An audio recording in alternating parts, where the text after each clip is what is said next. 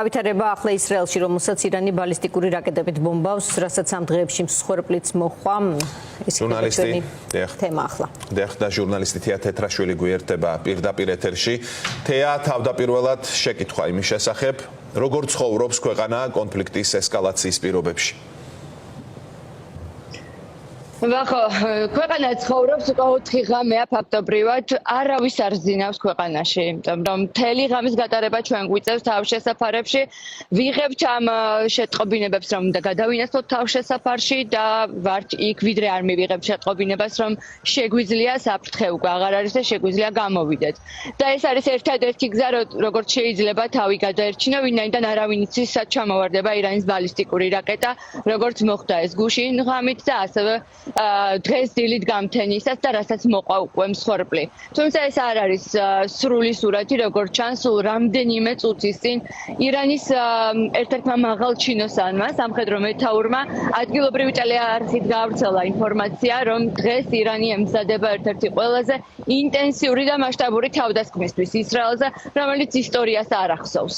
ეს განცხადება გაისმა მას შემდეგ, რაც ისრაელის ავიაციამ სულ ცოტა ხნის წინ იერიშები მიიტანა თეირანში მდებარე აიათოლების რეჟიმის მხარდამჭერ ობიექტებზე და ასეთი გახდა ირანის სახელმწიფო ტელერადიო მაუწყებელი, როგორც ცნობილია, პირდაპირ ეთერის დროს მოხდა ამ შენობის დაბომბვა, ჯერ არ ვიცით არის თუ არა მსხვერპლი, თუმცა ცხადია, რომ უკვე გავრცელდა ამის ამსახველი ვიდეო მასალაც და განცხადება გააკეთა თავდაცვის მინისტრმაც და მან თქვა, რომ აიათოლების რუპორი, რომელიც პროპაგანდას უწყობს ხელს, ახლა უკვე გაჩუმებულია.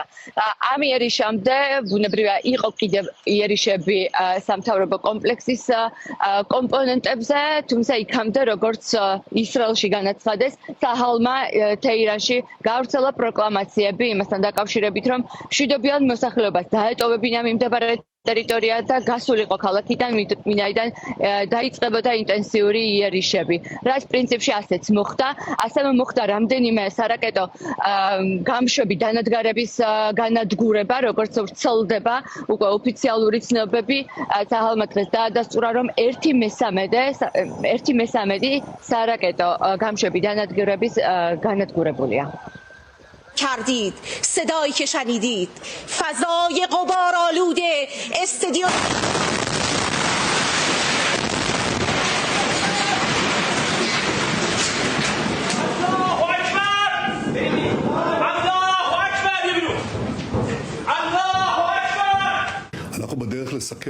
ჩვენი შესანიშნავი პილოტები ალმოდებული თეირანის თავზე არიან. ჩვენ მტკიცედ გვაქვს გადაწყვეტილი დავასრულოთ მისია ორმაგი საფრთხის მოცილებით. თამრაში ჩვენი 4 მოქალაქე დაიღუპა. მოვისმინეს სიხარულის შეძახილები და ეს კატეგორიულად მიუღებელია. რაკეტები არავის არჩევს.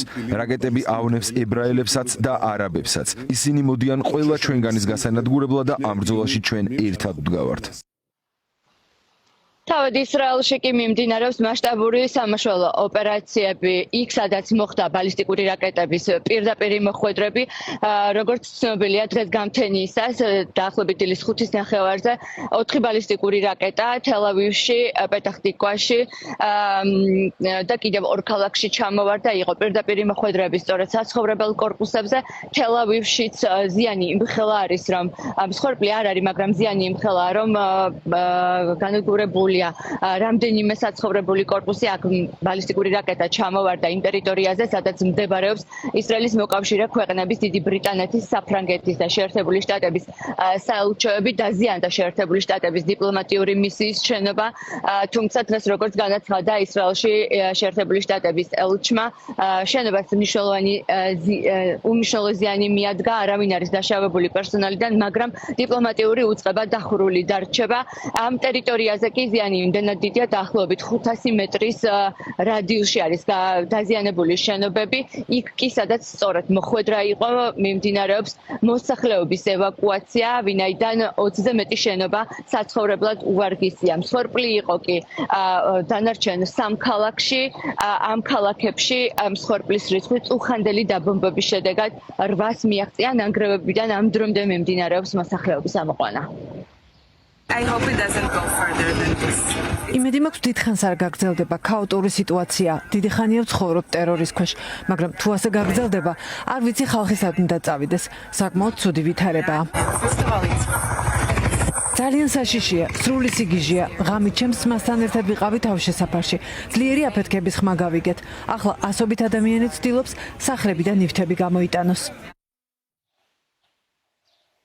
სამხედრო ოპერაციის პარალელურად ისრაელმა დაიწყო ახლა უსაფრთხო დაბრუნების ოპერაცია, რაც ნიშნავს ისრაელის გარეთ საზღვარგარეთ დარჩენილი მოქალაქეების დაბრუნება ქვეყანაში და ასევე ტურისტების, რომლებიც ჩარჩნენ ისრაელში, მათი დაბრუნების ოპერაცია, გაყვანის ოპერაცია ისრაელიდან. ასეთი პირველი ოპერაცია უკვე ჩაატარა დღეს ჩეხეთმა და მოახდინა საკუთარი მოქალაქეების ევაკუაცია. მესამე ქვეყნის გავლით ბუნებრივია ქვეყანა არ სახელდება. დაგეტყვით იმას, რომ დაახლოებით 40,000 ადამიანი უცხოელი არის ჩარჩენილი დღეს ბენ-გურიონის აეროპორტის და საჰაერო სივრცის დახურვის გამო ისრაელში და ისინი არიან სხვადასხვა სასტუმროებში. ეს არის ერთადერთი სექტორი, რომელიც მუშაობს მათთვის, რომ მოიმსახუროს ადამიანებს, ვინც ვერ ახერხებს ქვეყნის დატოვებას. Очень важно, чтобы гостиница оставалась открытой, потому что у нас ძალიან მნიშვნელოვანია, რომ სასტუმრო ღია იყოს, რადგან ბევრი ტურისტია, რომელიც ახლა სახლში ვერ ბრუნდება, სადაკეტილია. ამიტომ ისინი ჩვენთან ცხოვრობენ და მნიშვნელოვანია ასე გაგრძელდეს, ვიდრე სახლებში დაბრუნდებიან. ჯერჯერობით ვითარება ნორმალურია, გუშინ ძლიერი სროლა იყო. დაცულ შენობებში ვიმალებოდით. ამბობენ, რომ დღესაც ასე იქნება. სასტუმროში გვაქვს დაცული სივრცეები ყველგან, ამიტომ ჩვენ სტუმრებს შეუძლიათ მშვიდად იგრძნონ თავი და პანიკის გარეშე. ჩვენთან ადგილობრივებიც კი რომლებიც დამცავი ნაგებობების გარეშე შენობებში ცხოვრობენ და ჩვენთან მოვიდნენ ბავშვებითა და ოჯახებით, რომ დაცულად იგრძნონ თავი. გვიხარია, რომ ასეთ შესაძლებლობას ვაძლევთ მათ. მომავალში შესაძლოა სასტუმროს დახურვაც კი მოგვიწიოს, მაგრამ ჯერჯერობით ვაგრძელებთ მუშაობას და ვიდრე ჩვენი მომსახურება საჭირო იქნება, შევეცდებით დავეხმაროთ ყველას, ვისაც სჭირდება. ისრაელის თავდაცვის სამინისტრო კიდევ ერთხელ აფრთხილებს ისრაელში მყოფ ადამიანებს, მოქალაქეებსაც და უცხოელებსაც, რომ კაცრად მიადევნონ თვალი ინსტრუქციებს, რომელიც ვრცელდება სხვა მედია საშუალებებით და ასევე შესაბამისი აპლიკაციებით და შეასრულონ ყველა ინსტრუქცია, როგორც კი მიიღებენ განგაშის სიგნალს. ეს არის ერთადერთი გზა, რითიც შეიძლება აქ ადამიანებმა ახლა თავი დაიცვან, მით უმეტეს თუ გავითვალისწინებთ იმ მუქარას, რომელიც სულ ცოტა ხნის წინ კიდევ გავრცელდა თეირანიდან, რომ დღეს იქნება ინტენსიური დაბომბვა.